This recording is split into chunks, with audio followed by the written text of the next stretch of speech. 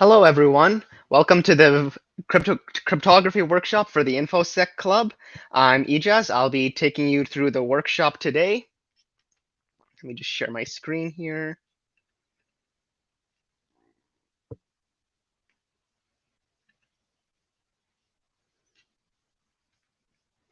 It's not letting me share screen.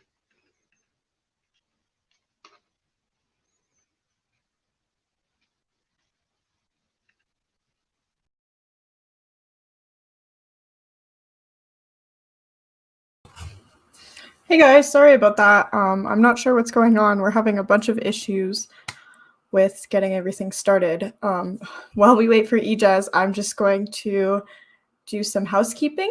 So we have two big announcements. Next week, we are going to have Ruth Promislow. She's coming in to give our speaker series for the month. She's a litigation lawyer at Bennett Jones and will be speaking about cyber law and breach counsel, which is a large part of what she does. So if you're interested in cybersecurity, but you're maybe not super interested in going into the technical field, this is a great chance for that.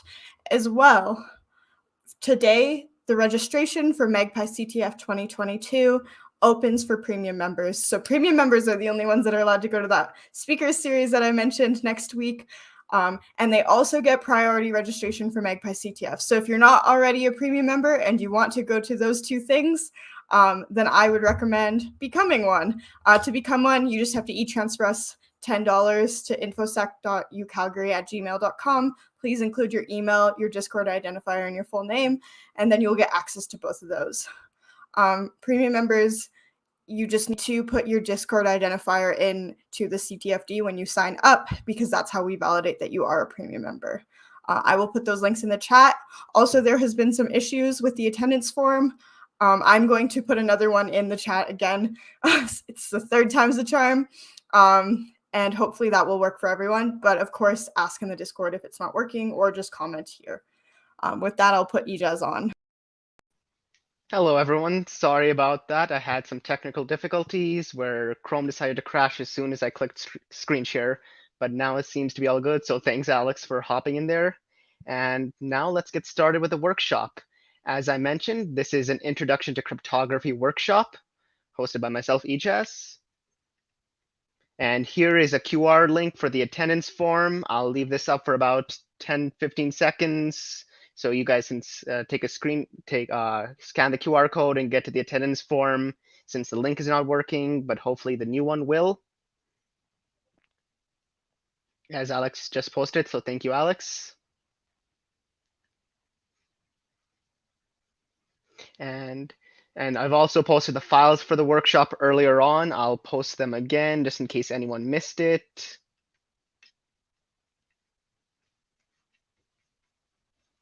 So here are the files for the workshop. You can go ahead and download the zip file and unzip it in order to get all the files for today's workshop. So cryptography, some relevant courses offered here at the U of C. We have CPSC 329 with Ryan Henry. This does cover one-time pads or one-time passwords and Diffie-Hellman, which is something we will cover later on this workshop.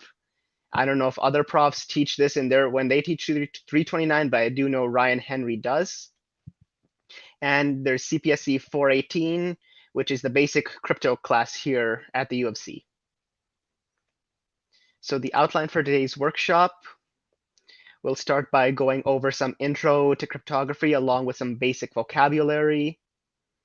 We'll do some substitution ciphers, which are the most common type of ciphers you'll see. Namely, we'll cover the Xor cipher and the Visionnaire cipher. We'll then do a quick intro to transposition ciphers, a very brief intro, very briefly cover the columnar transposition cipher. We'll then do a quick look at modern cryptography and its relation with data representation, specifically binary, hex, ASCII, and base 64. We'll talk about the Xor operator. We'll talk about one-time pads, as I mentioned earlier, and finally close off with Diffie-Hellman. Now, this can get as a fairly complicated workshop, as it does use a lot of math terms. So if at any point you find myself going too fast or just would like something to be explained again, just leave a comment and I'll go over it again. I'll try to go slowly as well, but if I'm going too fast, please say something. And that's where we'll end.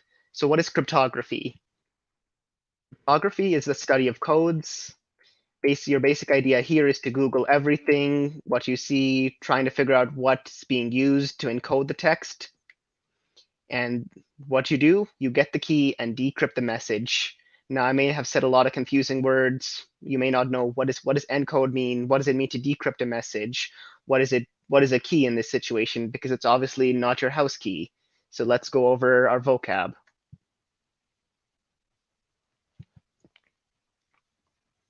So vocabulary, encrypt, is you have a readable message, and this is when you make the readable message unreadable by encoding it.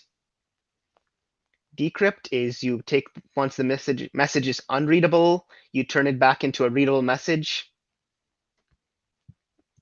Plain text is the message you have, or the string, or the sentence you have before it's being encrypted and after it's been decrypted. Ciphertext is what you have before decryption and after encryption. So once you encrypt plain text, you will get ciphertext, and once you decrypt ciphertext, you will have plain text again. A cipher is what you use to encrypt plain text. It is the formula you used to take your decrypted message and encrypt it into ciphertext. And the key is what you use to do the opposite. So basically, to decrypt your message, you have the ciphertext, use the key to make it again plain text. And a symmetric crypto system is basically when the cipher is the same as the key. It's basically when you have the same method for encryption and decryption. Do we have any questions so far?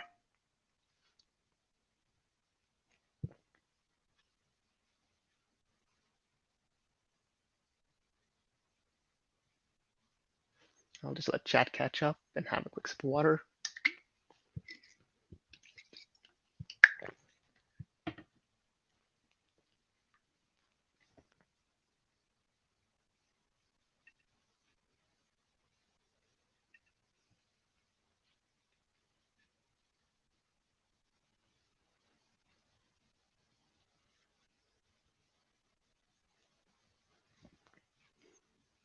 Awesome. Gonna assume no one has any questions, and you're gonna move on. So let's start talking about substitution ciphers. What is a substitution cipher, first of all? It's when you have plain text into ciphertext, as I mentioned earlier. You're encrypting the message, where single letters are replaced with single letters. They can be replaced with double letters, triple letters, and so on. So the letter A could become BB, or the letter A could become CCC, for example. Hence the name substitution. And Caesar cipher, it's one of the most common substitution ciphers there are. So what is the Caesar cipher? This is, like I said, one of the most common substitution ciphers you will ever see. It's a symmetric crypto system, meaning if you remember our vocab, it's the same method for encryption and decryption. The basic idea here is you shift letters by an n amount. Now, what does it mean to shift? We'll take a look at it momentarily. And how to crack it, basically using brute force. You can try every single combination of letters there is. So here's a Caesar cipher with a shift of 3. In fact, let's quickly reset image and start my presentation again. So here we can see the bottom row is shifting or moving to the left by 1 each time until we have a shift of 3. And we are encoding the word hello. We're basically finding the plain text along the top row, and the encrypted text is what matches on the bottom row. I'll let this play a couple more times before we move on in case anyone has any questions or would like to see it.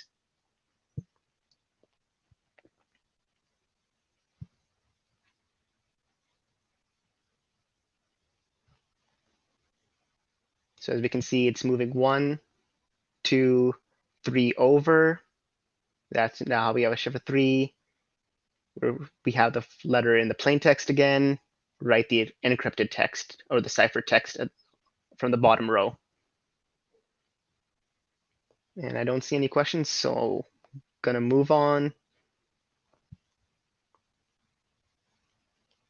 So sometimes the shift amount won't be known. For example, there we saw it was encrypted with a shift of 3, but that won't always be the case, and we won't always know what the shift is. And this is where the flag start can come in real handy. So for example, if we know the start of the text along with the start of the flag, we can compare those letters, find out what the difference is in their positions, and use that to determine the shift and apply that to all remaining letters in order to decrypt our message. So now it's your turn. We can open challenge1.txt and try to solve it and get the flag, and you can submit it to ORCID to get the points. So can you get the flag? Here's our encrypted text, and remember our hint. Remember how the flag starts and what I said before. And there are online calculators, but try to do it by hand is what I'd recommend.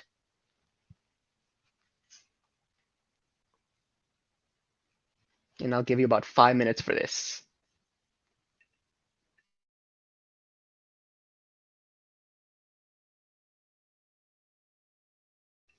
And of course, if you have any questions, feel free to leave them in chat.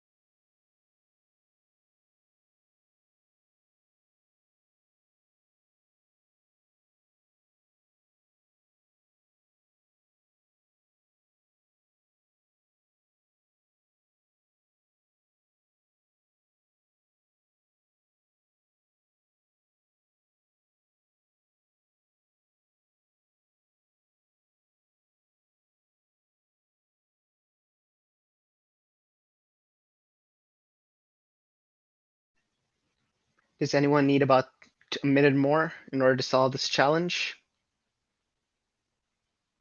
Just leave a comment in the YouTube or the Twitch, wherever you are.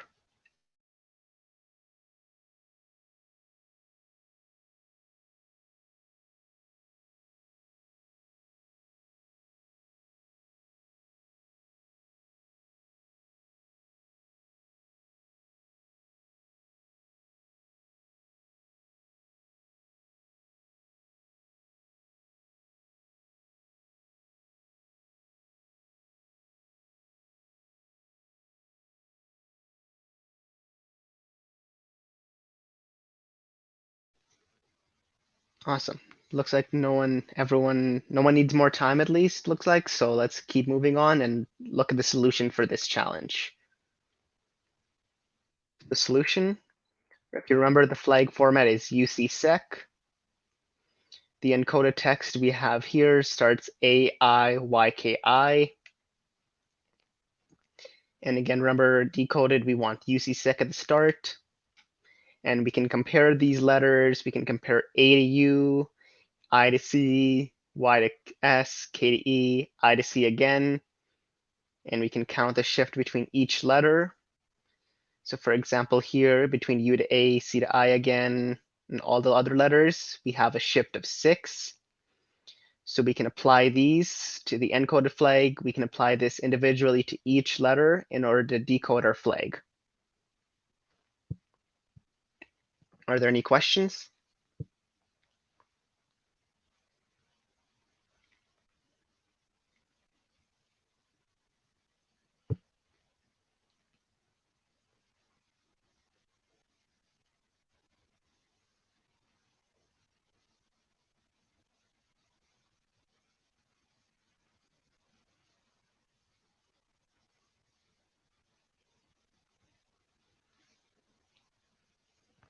Awesome. Let's move on. And that's our flag we get. Now we have the Visionnaire Cipher, which is another type of substitution cipher. And it's polyalphabetic, meaning we can use multiple alphabets in this cipher. But for sake of convenience here, for us, we will only use one alphabet here, the standard English alphabet. So the basic idea is each letter has a different shift. If you remember with the Caesar cipher, each letter had the same exact shift. For example, in the word hello, we did in our example, it had a shift of 3, and our flag had a shift of 6. This time, each letter can have a different shift. And these shifts are based on a prearranged key. If you remember earlier, a key is what we use to encrypt and decrypt our message. And here, since Visionnaire is again a symmetric crypto system, meaning we have the same key.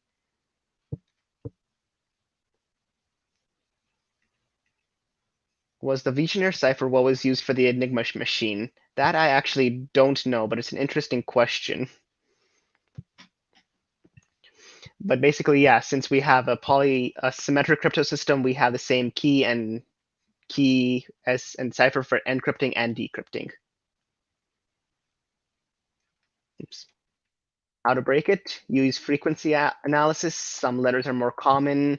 Find shorter words that you may know. For example, there's only 2 one-letter words and a finite number of 2-letter words and 3-letter words. So if you can start there, then you can possibly use that to crack the crypto system. And known length of the key as well.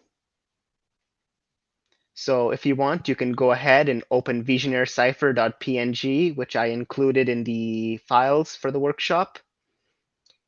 And you will get this scary looking grid of letters.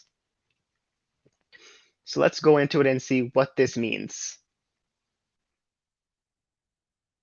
For example, let's say the encoded value we had was YPSZ, and the key we have is test.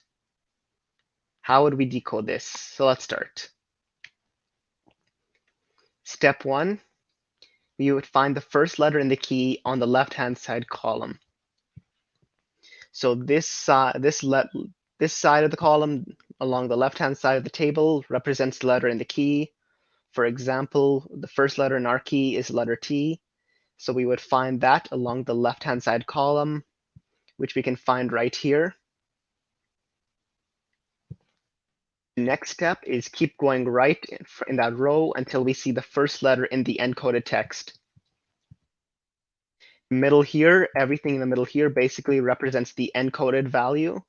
So from T, we keep going right till we see the letter Y, which is the first letter in our encoded text. Step 3, and we go up to see the decoded value. So from Y, we keep traveling all the way up, and we get until we go to the very top row, which represents our decoded value. In this case, the letter T decodes, the letter Y decodes to the letter F. And step 4 is we keep repeating this process until the message is decoded. So next we find the letter E on the left-hand side, and we go right until we see the letter P. And now from there we travel up until the top column where we see the letter L, which is our next decoded value. Similarly, we do the same thing for S. We find S along the furthest left-hand side column. Keep going right till we see S in the middle of the grid. And from there, we go up until we see the next decoded letter, which is the letter A. And finally, we do the same thing for the last letter. Again, we find T. This time we go right till we see the letter Z in the middle, as we see here. And we go up until the top column where we see the letter G as our decoded value. And therefore, our decoded value is the word flag. Are there any questions on this process, or want me to go over it again?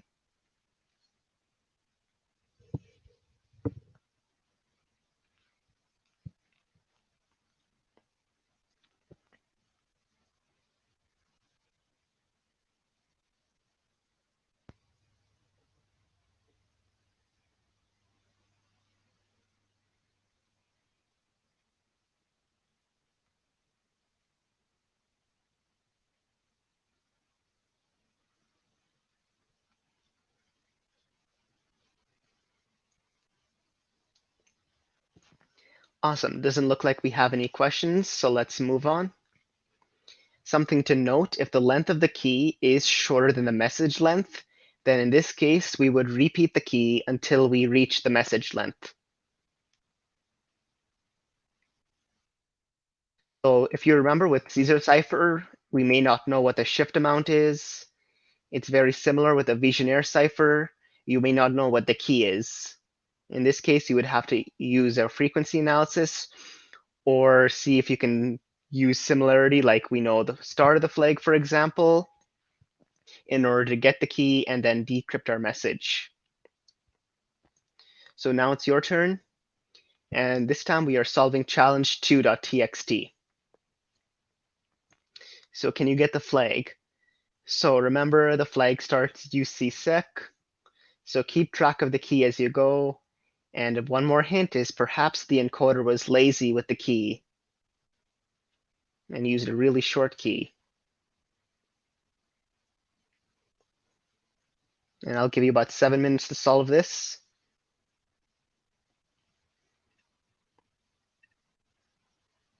And of course, if you have any questions, feel free to post them in chat.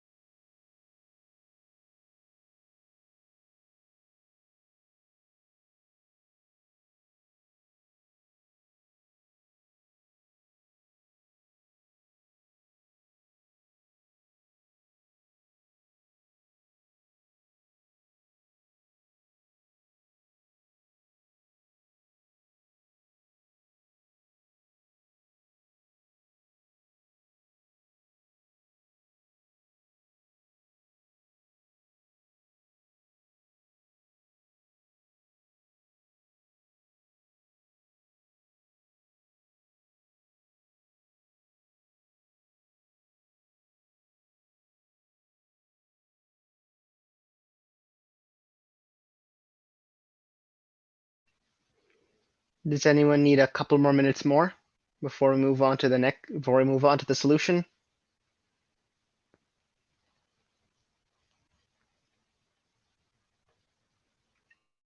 Awesome. I'll give you 2 more minutes.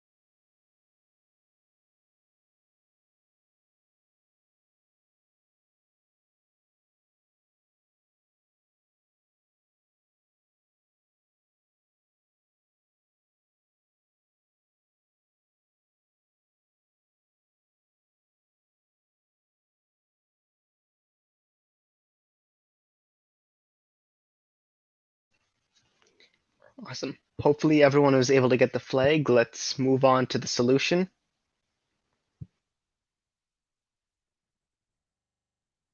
So the solution.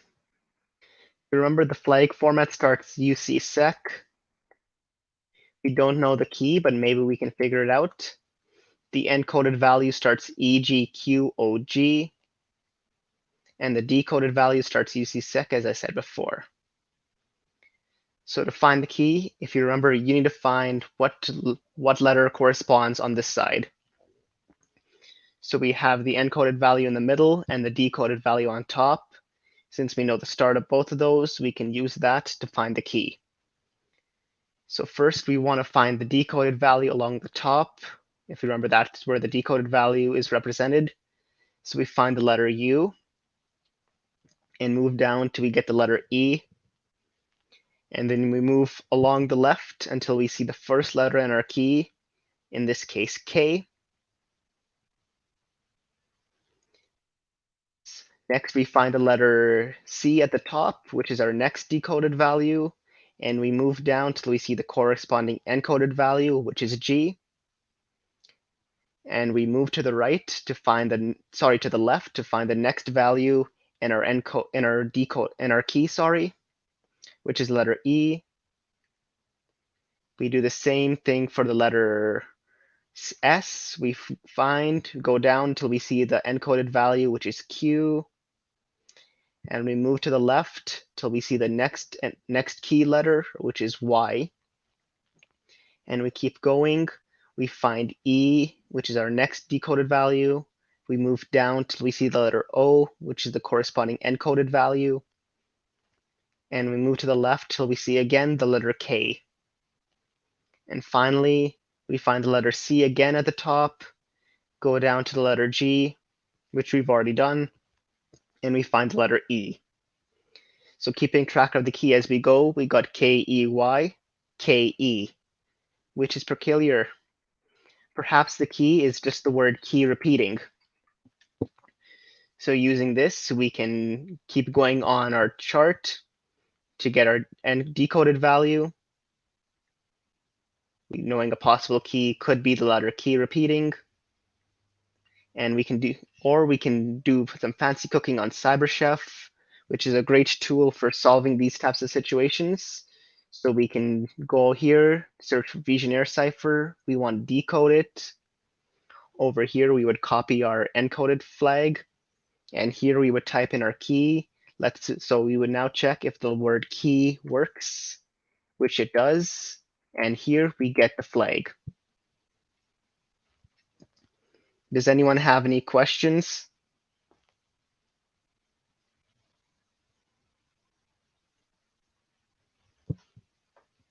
Does anyone want to know how we got the word key or any other questions?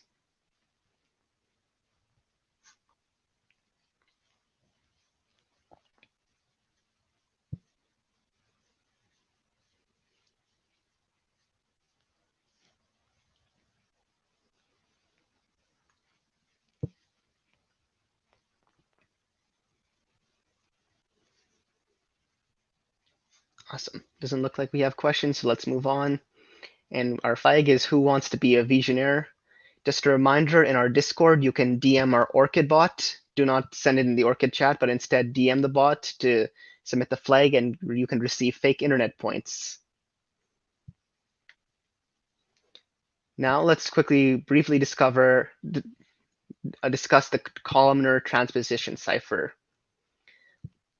So what is a transposition cipher? It is another shift type cipher where the ciphertext is a permutation of plain text. Permutation, if you remember, it means reordering. And it's a bijective function to encrypt, which basically means a one-to-one function where each number represents one letter. So here's an example of bijective function. The number 1 maps to D and only D. It doesn't represent anything else. Same for 2 maps to B and only B. 3 maps to C and only to C. And 4 maps to A and only to A. And you're using the inverse to decrypt. So for example, if we had the letter D, the inverse of it, we just basically go back along here to get the number 1, B, go back along here to get the number 2, C, go back along here to get the number 3, A, we go back along here to get the number 4. And just a small hint, this may or may not be related to an extra challenge I'll have for you at the end of the workshop. You may have to do some reading on your own to figure out how this ciphertext works. And now let's talk about modern cryptography. So far, the ciphers we've seen can be pretty tedious for humans to compute, as we may have seen, especially with the Visionnaire Cipher. It could have taken a long time for you to do by hand, but as we saw in CyberChef, it was done in a matter of seconds. As we saw, it was very easy for a computer to do. To encrypt, if you remember, it's using the language of computers. It's a crypto system relying on binary. But what is binary? So now let's discuss some common encoding formats, such as binary, hex, ASCII, and base64. But firstly, let's start with decimal numbers. Decimal numbers are our base 10 numbers. There are everyday counting numbers, 0, 1, 2, 3, 4, 5, 6, 7, 8, 9, so on and so forth. So for example, just a quick recap of how binary numbers are written. We have the ones place, the tens place, the hundreds place, thousands place, 10,000s place, 100,000s place. And if we have the number 647, we have 6 in the hundreds place, 4 in the tens place, and 7 in the ones place. And to write it out as a decimal number, we do 6 times 100 plus 4 times 10 plus 7 times 1, which gives us 647, which is how it's represented in decimal. In binary numbers. Binary numbers are base 2 numbers, uses zeros and ones, which are commonly referred to as bits. A single digit in binary is referred to as a bit. And so how would we express 101,001 in decimal? So if you remember, if we were writing in decimal numbers, we have tens, hundreds, thousands, and so on. Here we have the ones place, 2, 4, 8, 16, and 32. Instead of each corresponding one being multiplied by 10, since we are using base 2, we multiply by 2 to get the corresponding place value. And we have the number 101001. So you write that out and do the similar math, swapping out the numbers. So we do 32 times 1 plus 16 times 0 plus 8 times 1 plus 4 times 0 plus 2 times 0 plus 1 times 1, and which gives us 41. Are there any questions on that, on how we convert binary to decimal?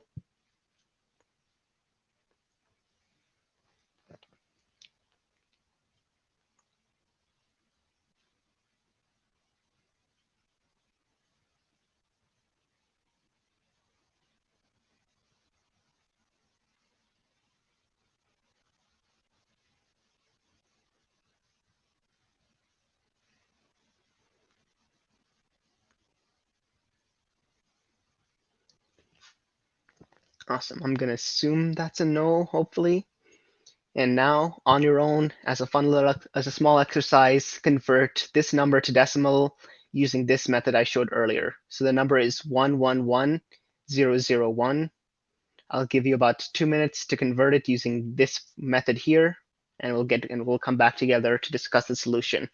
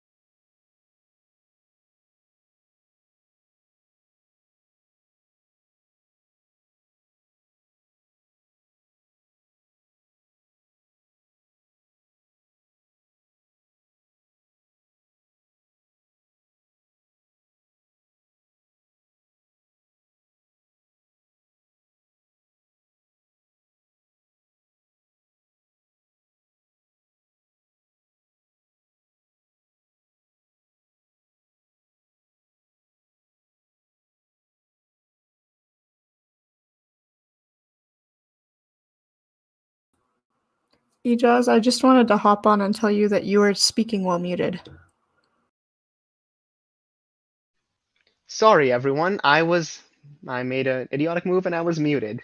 So let's again go back and cover the solution. So we have the binary number 111001, and we do the corresponding math. In this case, it's 32 times 1 plus 16 times 1 plus 8 times 1 plus 1 times 1, which is the number 57. So that was a pretty short number, a small number. So that's pretty easy to do by hand. It takes a little bit of time, but not much. But what happens when we get to larger numbers, such as these two? That would be very tedious to do by hand. This is when online calculators come in handy again, because they, as we saw earlier, they are very easy, take matters of seconds. It's all a matter of just copying and pasting the number right in there. Let's move on. So hexadecimal numbers, these are base 16 numbers. These use 1 through 9, along with A, B, C, D, E, and F. to do their encodings. And we have a handy table here, which you can find just by quickly Googling hex table. So if we Google hex table and go to images, we can find a bunch of links that are very nice and show you the encodings, some which are not so nice. And it'll basically show what each number is in decimal, hex, along with binary. So we see the first 16 numbers represented here, 0 through 15, along with their binary value. And ASCII stands for American Standard for Code Information Interchange. It's a character encoding, which basically means every character we have on the keyboard plus special characters, and which represents text. So for example, here we have our ASCII table, which also you can find by Googling ASCII table, searching to images. This is possibly my favorite one just because it does such a great job of doing the encodings, and it's very clear and very easy to read. As we can see here, we have null characters, start of text. We also have the backspace along with its decimal, hex, and octal value. Octal is what we have in base 8. We have tabs. We have separators, the cancel button, the escape button. We also have space along with special characters, as I mentioned. The numbers 0 through 9, some more special characters, along with uppercase and lowercase letters. Any questions on the ASCII table?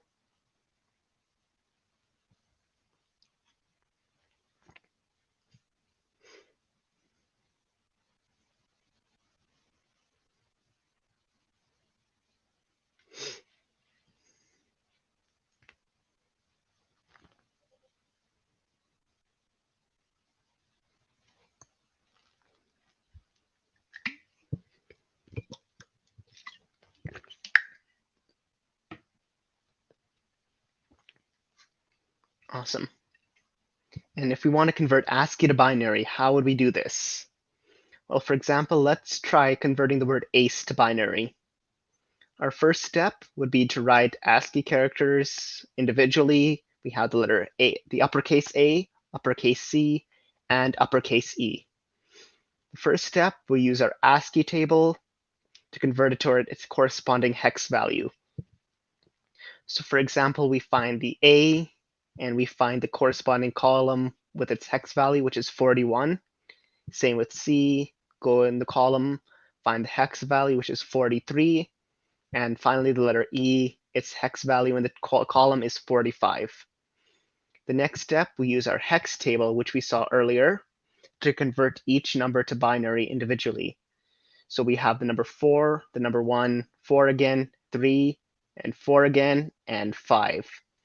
So for example, the 4, we find the number 4 along the hex value, and we go right till we see its corresponding binary value, which is 0, 1, 0, 0. So we write that for all 4s.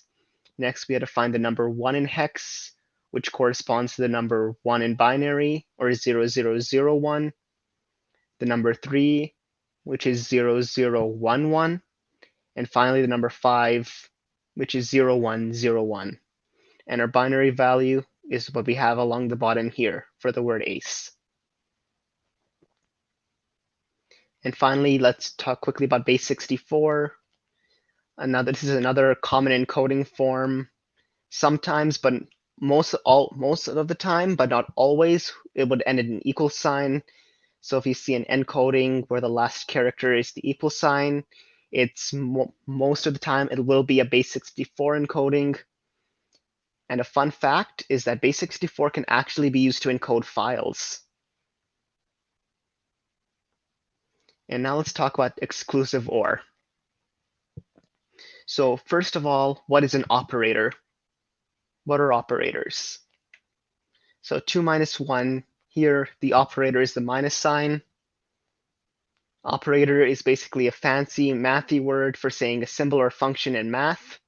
For example, we have the plus sign, the minus sign, multiplication and division. Those are all operators. But there are more operators than just those 4. For example, the OR operator is another operator we will see today. This is represented by the plus symbol.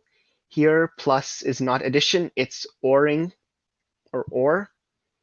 And we work with binaries when doing OR operators, whereas 0 represents a false value, 1 represents a true value, and it's true or evaluates or becomes true when A is true or B is 1 or true. For example, we have, if we're doing A or B, if A and B are both 0, A or B will evaluate to 0 again, since neither of them are true.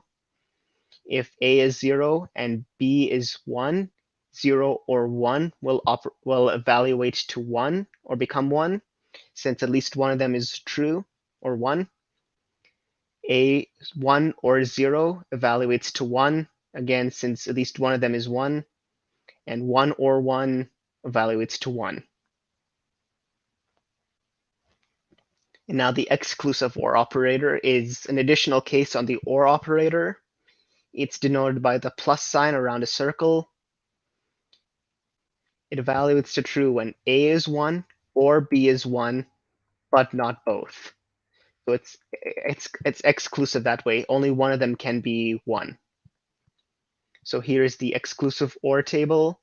If A is 0, B is 0, 0 exclusive OR with 0 is 0, 0 exclusive OR with 1 is 1, 1 exclusive OR with 0 is 1. So far, it's all the same as the OR table. And here's where the difference comes in. 1 exclusive OR with 1 is 0, since they are both the same. Any questions on that so far? Or wanting me to go over it again?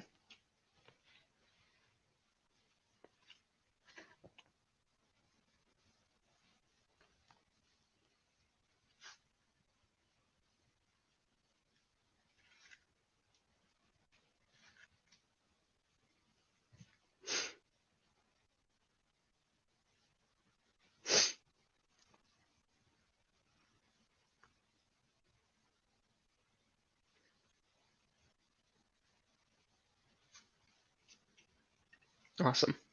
So do you notice anything about XOR? I'll go back to the table here. If you see anything interesting or see something, please put it in chat. I'll wait a bit for anyone who may want to type it out.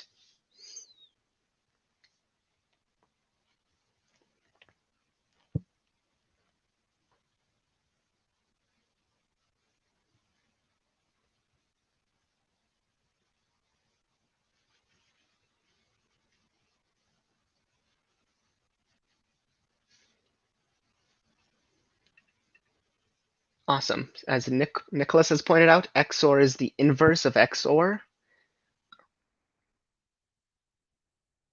A fun fact is XOR reverses itself or inverses itself.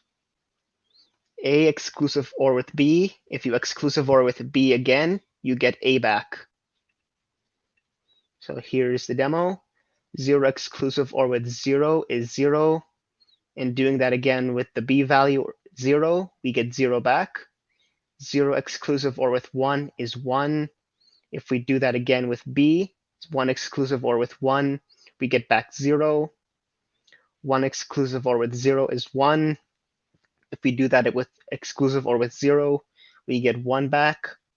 And 1 exclusive OR with 1 is 0, of course, since they're both the same. And if you exclusive OR with 1 again, you get 1 back.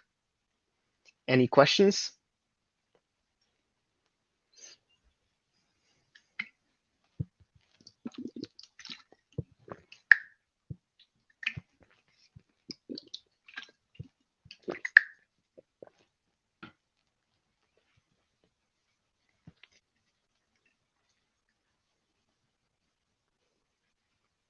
Awesome. Let's move on to one-time OTP or one-time pads. So let's go over the vocabulary once more, just so we remember in case we've forgotten. Encrypt, you make a readable message unreadable. Decrypt, you make an unreadable message readable. plain text is what you have before encryption. Ciphertext is what you have before decryption. Cipher is what you use to encrypt a formula. A key is what you use to decrypt the formula. And symmetric crypto system is when the cipher and the key are the same. So what are one-time pads? One-time pads, when used correctly, they cannot be cracked and requires a shared key. Now, what does all this mean? And let's take a look at it. So let's encrypt the word ace. Step 1 is we convert our ASCII string into binary. ASCII to binary, if you remember from before, we've done this. We can take our ASCII value, convert each character to hex, and convert each character to binary. And here is we have the letter A in binary, the letter C, and the letter E. And I'll write out separately just so it's easier to follow along. We have the letter A, the letter C, and the letter E. Step 2. Now here, if you pick a random string of binary to use as your key, the best way to do this is to just start typing zeros and ones randomly until we get to the same length as the key, as the message, sorry. So let's just type in ones and zeros randomly for our key. Here is the key for the letter A, just random ones and zeros. The key for the letter C, again, random ones and zeros. And the key for the letter E, random ones and zeros. Step 3, XOR each bit in the message with a bit in the key. And here's where our XOR operator comes in handy. So if we were doing this for the letter A, here's our binary value, here's our key value. We XOR them together, and we get this.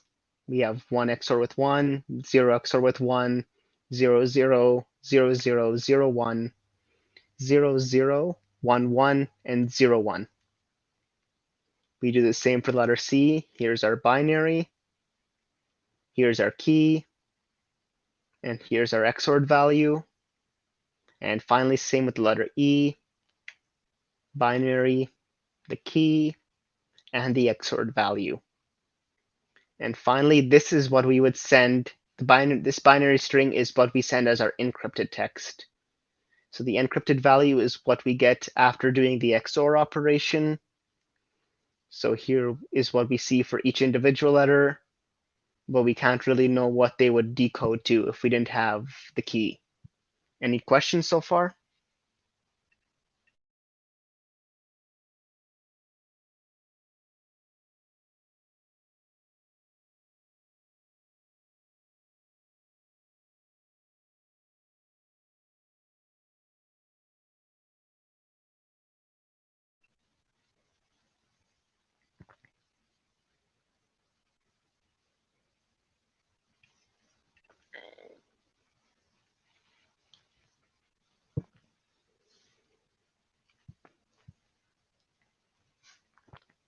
Awesome.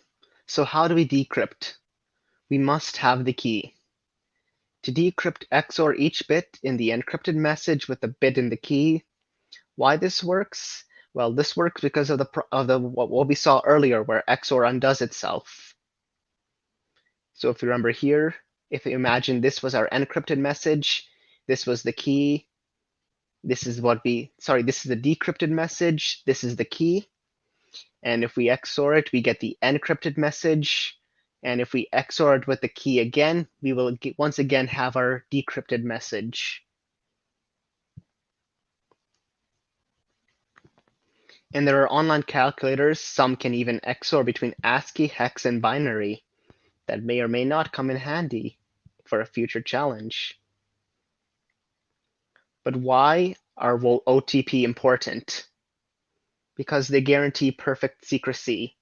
You can never really know what the original message was better than just guessing.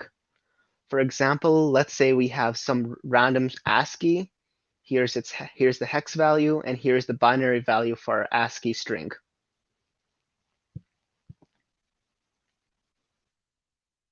So here's our ciphertext. Here's our key. And if we XOR it together, here's what we will get. And this would decode into UCSec lols fooled ya. But the thing is, note here, the key starts, where's my mouse? 110. Let's say we change the key just slightly. Here now the key starts 101. We have the same ciphertext. The XOR is obviously different since we changed our key. And we get a completely different message. Again, change the key just slightly, do the XOR again, and decode. We get Britta was here, no cap. Britta is a past exec who made these slides, so thank you to her. And again, changing the key just slightly, we get actually Jeremy was. So what is the point of all this, of what I just said? We can find keys that produce every single string of that size. And the longer the string, there's no way to know which plaintext is the right one. It's basically the same as guessing. So why is it called one-time pad? Because you only use the key one time. I'm going to say that again. You only use the key one time. Why? There is 2 to the n possible keys, where n is the length of the message. Reusing it can mean nasty things will happen, because if they got your key for previous messages and you reuse it, you're basically leaking more messages of yours. So now it's your turn. So can you get the flag? You have intercepted a message, and perhaps the encryptor made the poor choice of reusing a key. So now you will solve challenge 3.txt. And can you find the real flag? Here's our plaintext 1, along with ciphertext 1, ciphertext 2, and your job is to find plaintext 2. Just a reminder of the Xor operator, how it works, and how we encrypt a message, we plaintext with the key to get the ciphertext, and doing the property gives you the original value back. And when converting from binary, use a byte length of 7. So just what's a byte? As we talked about earlier, bits are strings of binaries, and a byte is just one long string of binaries. So if we go here, like I said, CyberChef is very helpful. We can decode from binary. Right here, the default is a byte length of 7, length 8, sorry. We just change this to 7 when decoding. Just note that. And I'll give you about 12 minutes to solve this, and I'll check in then to see if anyone needs more time. And if you have any questions, feel free to leave them in the chat.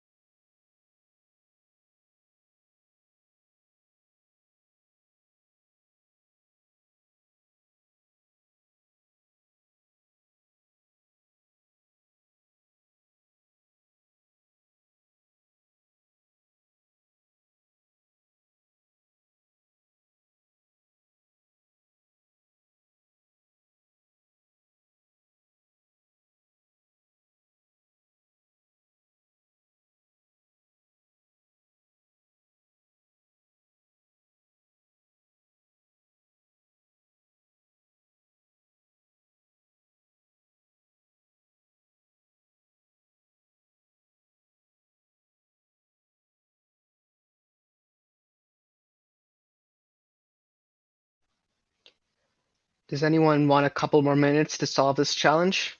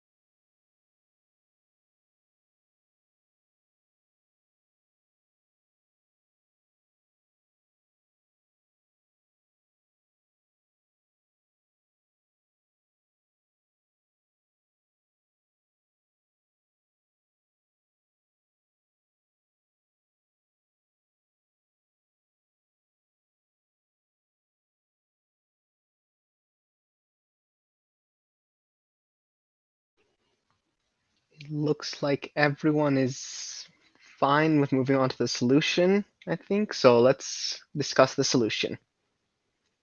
So what is the solution?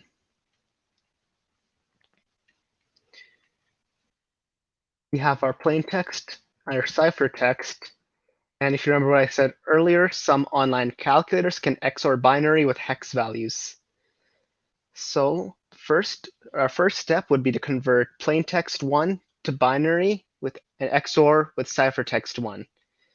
So let's go to binary, mute everything else. And if you remember, I said to use a byte length of 7. We change UCSec, this is not a flag, into binary. Let's get rid of this. And we find our Xor calculator. We just Google Xor calculate, and we find this. So first we want to enter our plain text along with our hexadecimal. So we have to change this to binary base 2, where we enter our plain text. We follow this up with our hexadecimal and be XOR. And we want the output to be in binary, so we click Calculate XOR.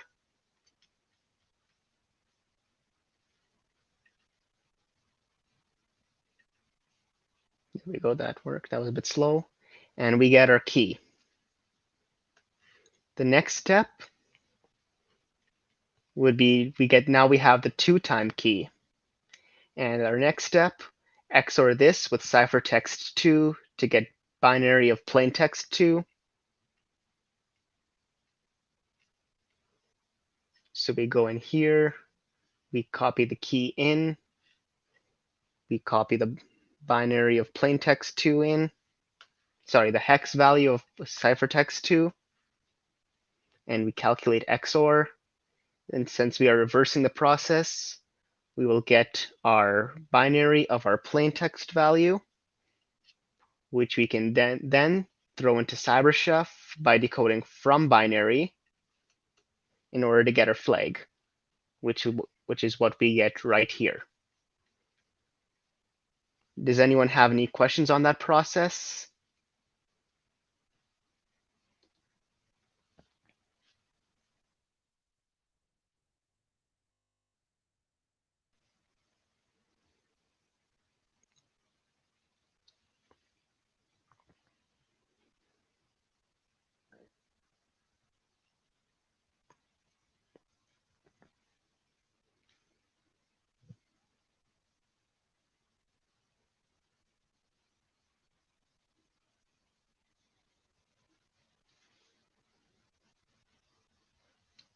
Awesome. So again, plain text 1, ciphertext 1, you XOR them together to get our key. XOR the key with the ciphertext 2, plain text 2, and we convert that from binary, and we get our flag, UCSec, always change your key. Just a reminder, you can submit that to ORCID in order to get more points. And finally, let's talk about our last topic for the day, Diffie-Hellman. But first, let's go back a bit and talk about modular arithmetic. Modulo is basically another fancy math word which means remainder. For example, we say 10, this little triple equal sign means congruent. So we say 10 is congruent to 1 mod 3 because 10 divided by 3 has a remainder of 3, is 3 with a remainder of 1. Another example, 8 is congruent to 0 mod 4. We do 8 divided by 4, which is equal to 2. And since 4 goes into 8 evenly, we don't have any remainder, so we have a remainder of 0. So basically, A is congruent to B mod C if A divided by C has a remainder of B. Any questions on that?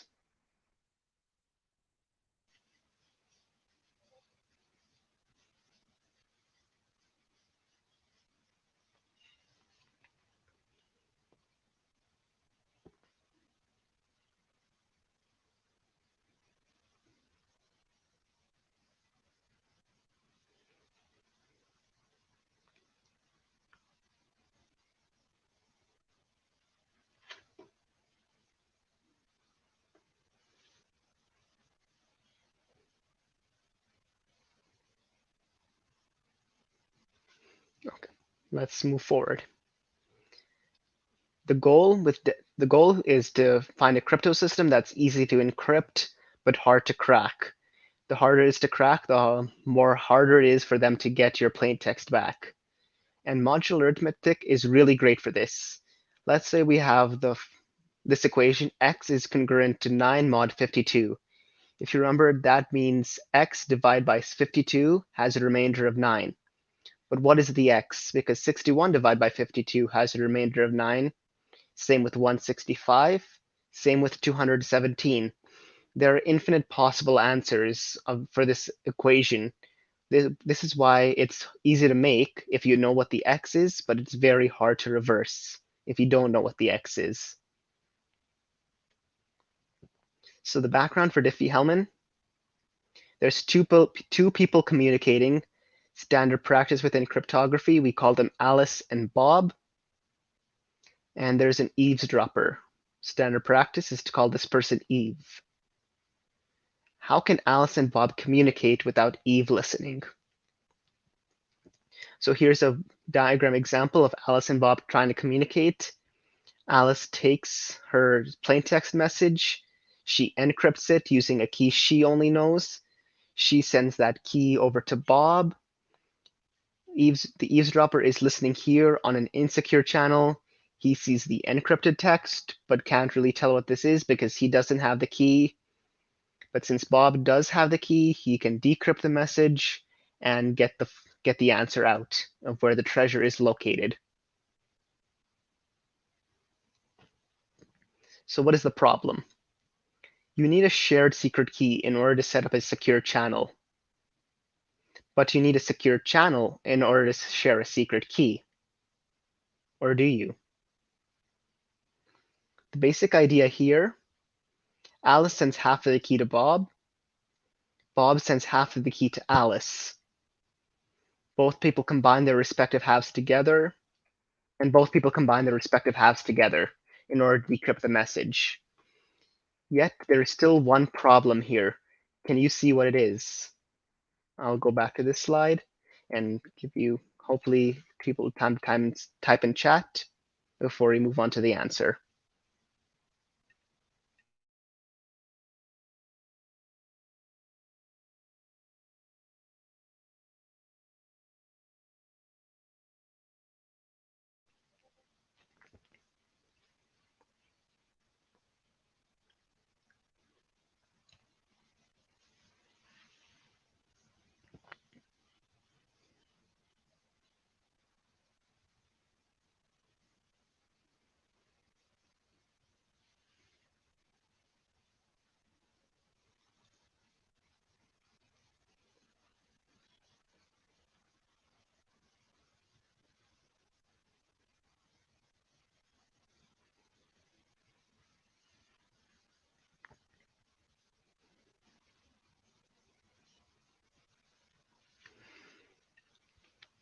So let's move on. What is the problem here?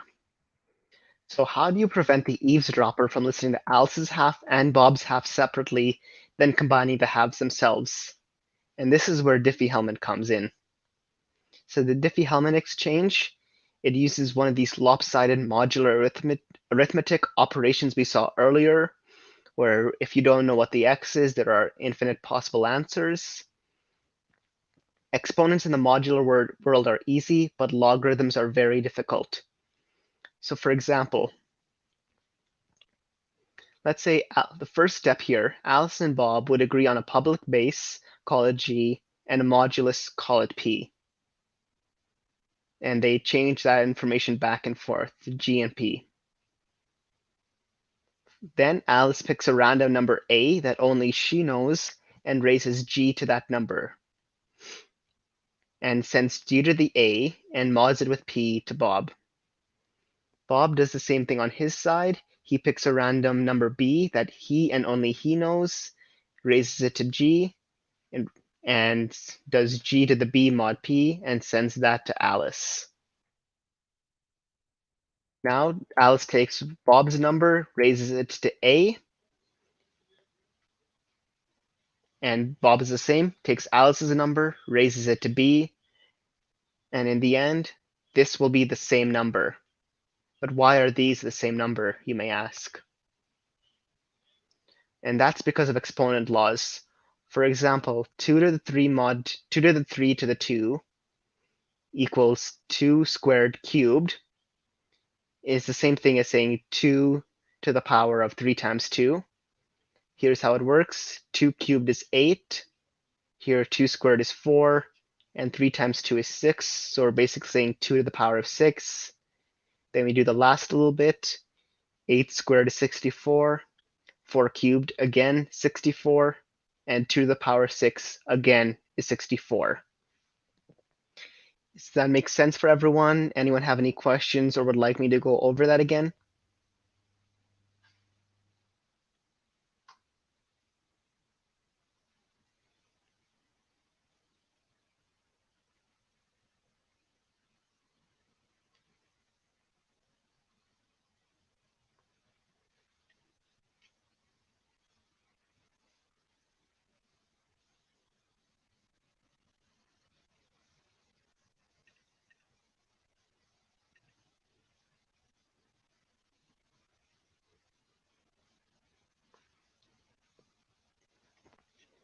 Awesome.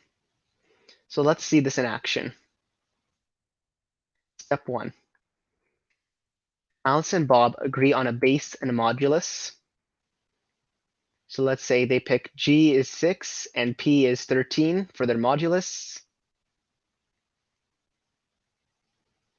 The next step, Alice picks a random number A and does G to the power of A. Bob is the same. He picks a number that he and only he knows, called it little b, and does G to the power of B. So let's say Alex, we all know G is 6. Alex picked the number 3. 6 to the power of 3 is 216. And Bob picked the number 10. 6 to the power of 10 is 6,046,000. I can't read that number. I can't read it all. 60,466,176. There we go. Step 3. Alice does G to the A, which she's already done, and mods it with P, and she sends that to Bob. Bob does the same. He's already done G to the B. Now he mods that number with P and sends it to Alice. Alice takes 216 mod 3, which gives a remainder of 8, and sends that to Bob. Bob takes his number 60,466,176, mods that with 13, which gives a remainder of 4, and he sends that over to Alice. Step 4, Alice takes a number she received from Bob, call it big B, and does that to the power of A, little a, her original number, and mods it with P. Bob does the same. He takes the number he received from Alice, call it big A, does big A to his original number, little b, and mods it with P. and these will be the same number. So for example, Alice got the number 4 from Bob. She does 4 to the power of 3 mod 13, which is 64 mod 13, which results in a remainder of 12. Bob does 8 to the power of 10, which is this number, which I'm not going to try to read, mod 13, and gives a remainder of 12. And 12 equals 12, which is the same number. So let's quickly go over this one last time quickly. Alice and Bob both pick a public base and modulus. G is 6 and P is 13 in our case, and it interchanges with each other. Alice picks her own number, 3, does G to the A mod P, which is 13, so 6 to the power of 3 mod 13, 206, which is 216 mod 13, which gives a remainder of 8, and sends that. Bob picks his number 10, does G to the B mod P, which is 6 to the power of 10 mod 13, which is 60,466,176 to the power mod 13. That gives a remainder of 4. They interchange those numbers. Alice gets 4 from Bob, so she does 4 to the power of her original number 3 mod 13, which is 64 mod 13, and that equals 12. And Bob does the same. He received 8 from Alice, so he does 8 to the power of 10 mod 13, which gives a remainder of 12, and these are the same number. Does anyone have any questions?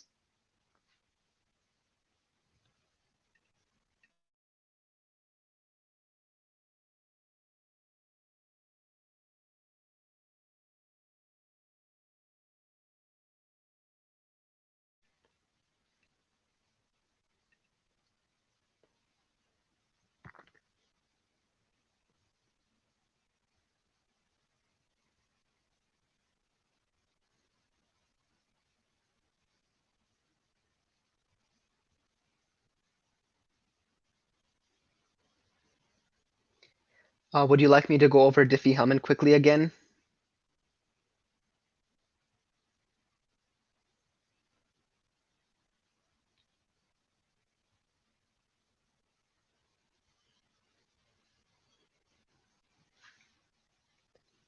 Yeah, I'll quickly go over Diffie-Hellman again. I saw someone coming in late.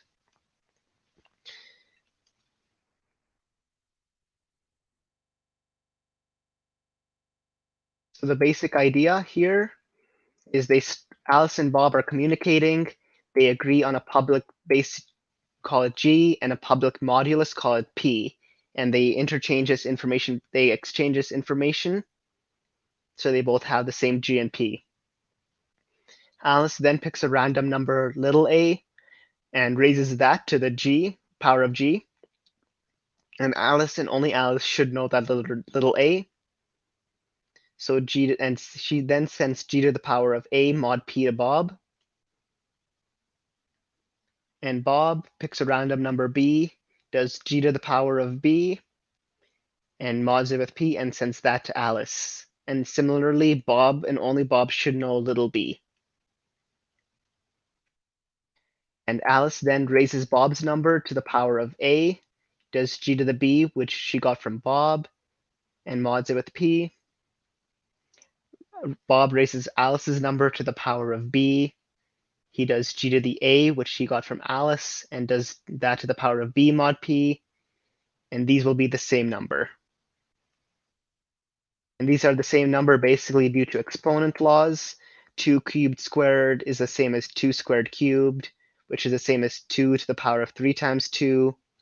2 cubed is 8. 2 squared is 4. And 3 times 2 is 6. And now we have 8 squared, which is 64. 4 cubed is also 64. And 2 to the power of 6, again, 64. And to see this in action, Alice and Bob agree on a base and modulus. So in this case, they agree on 6 and 13. Step 2, Alice picks a private number A and does G to the power of A. Bob picks a private number B and does G to the power of B. So we have 6 cubed, which is 216, and we have 6 to the 10, which is 60,466,176. Then Alice does g to the a mod p, sends that to Bob. Bob does g to the b mod p and sends that to Alice. So Alice does 216 mod 13, which gives a remainder of 8. If you do 216 divided by 13, and Bob does his number divided by 13, which gives a remainder of 4, and he sends that over to Alice. In step 4, Alice, let's say Alice got a number big B from Bob. She does big B to the power of a mod p. And Bob got big A from Alice, so he does big A to the power of his original number B mod p, and these will be the same number. So if you do 4 cubed mod 13, you get 64 mod 13. If you divide 64 divided by 13, gives a remainder of 12. 8 to the power of 10 mod 13 gives this number. If you divide by 13, you'll also get a remainder of 12, which are in fact the same number. And here's just the process sped up a little. So what the eavesdropper can see, he can see G and P since they both communicate that on the channel. He can see G to the A mod P, which Alice sends over to Bob. He can see G to the B mod P, which Bob sends to Alice. But what the eavesdropper can't see is A and B, because Alice and Bob pick those privately. And why is this important? If you remember our lopsided modular arithmetic, we have x is equivalent to 9 mod 52. Which is saying x divided by 52 has a remainder of 9, but there is no way of knowing what the x is. And Eve can find A and B using logarithmic arithmetic. Boy, that's a tongue twister. So g to the a mod p is equivalent to x. If we want to rearrange to find x, rearrange to find a, we have a is equivalent to log base g of x mod p, which means you need to solve a modular logarithm, which is really, really difficult. So much so that's almost functionally impossible for even calculators to solve. So basically, in the end, Alice can get half the key, Bob can get the other half, and they can combine this. But since the eavesdropper doesn't have the original numbers, the eavesdropper can't combine this, which is exactly what we wanted. Are there any questions?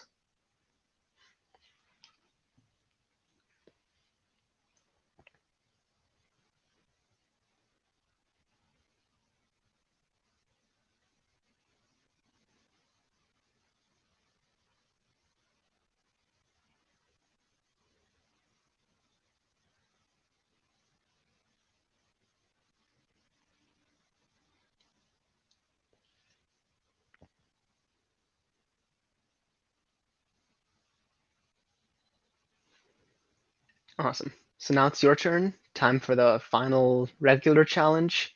So in this challenge, you are Eve. You have intercepted a message between Alice and Bob trying to talk behind your back. The nerve of them, of course, right? So solve challenge 4.txt. So hint 1, the Python function pow a, b, c is the same as saying a to the b mod c. And hint 2, can you make some guesses for which numbers are which? So for example, what is g? What is g to the a mod p? And you have also heard they're using their 256-bit key with an online AES encryptor. So use ECB mode and CyberChef for this. So all you have to do here is in CyberChef, just Google AES decrypt, change this to ECB mode. Input would be hex. You would put a key here. Don't worry about the IV. This is where you put your ciphertext. And I'll give you about 15 minutes to solve this last challenge, unless some people need more time. But I'll check back in you in 15 minutes, and if you have any questions, feel free to ask in chat.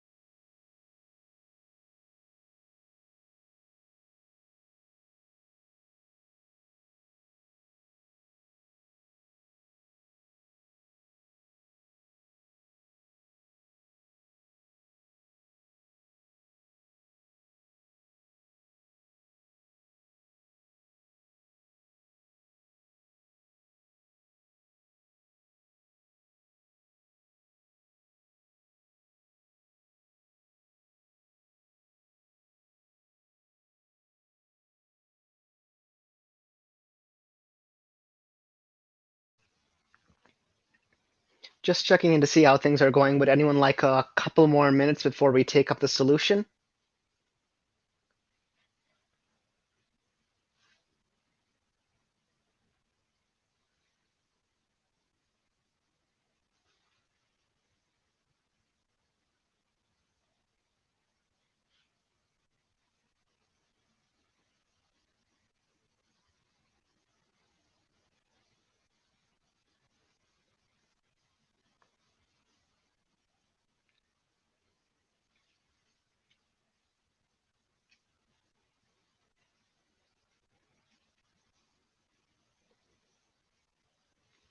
Looks like everyone's good for me to start the solution, so let's go for it.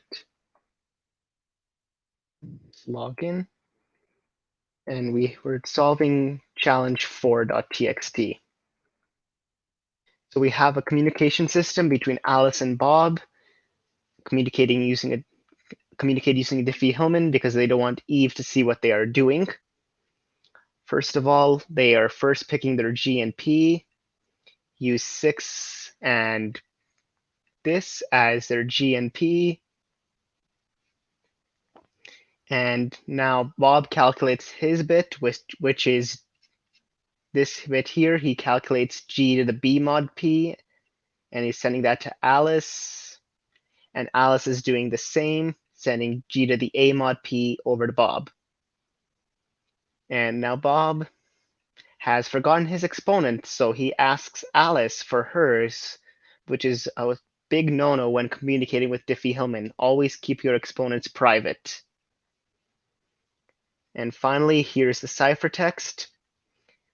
So I've made a small Python script using the hint I gave you earlier, where pow A to the B to the C is the same as A to the B mod C.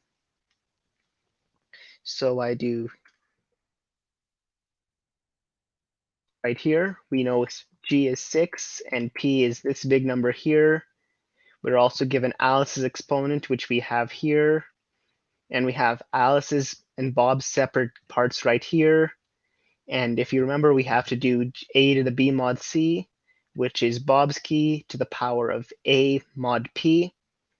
And this will print off the final key. So if we run it using Python 3, we get the key is this number right here. So let's copy that and go to our AES decrypt. We copy the key in. We copy the ciphertext.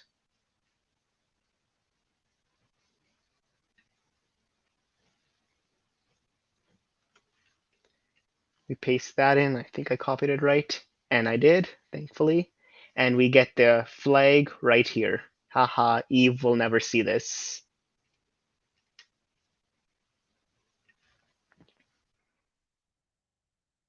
So we know G and P. We can see Alice and Bob send their halves of the key. And to Blobby, we know one of the exponents. And we can use this to get the final key using the AES decryption. Are there any questions on that?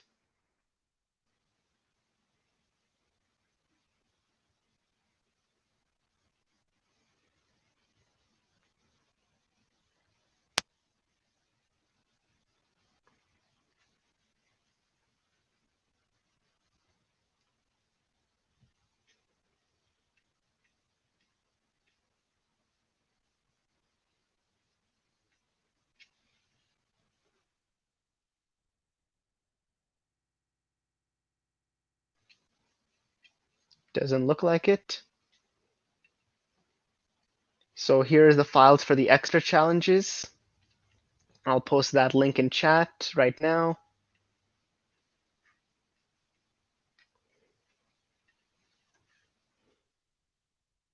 I've just sent the link over. And there's 2 challenges there. They're both extra challenges, the extra crypto challenges that are called. There are two challenges, 2 flags to find, and each flag is 40 points, which is a whopping points on the leaderboard. You can also try Pico Gym. I'll send the link to that, which is some extra crypto challenges. Won't be any flags on our system, but it's a really great place to practice everything, not just cryptography.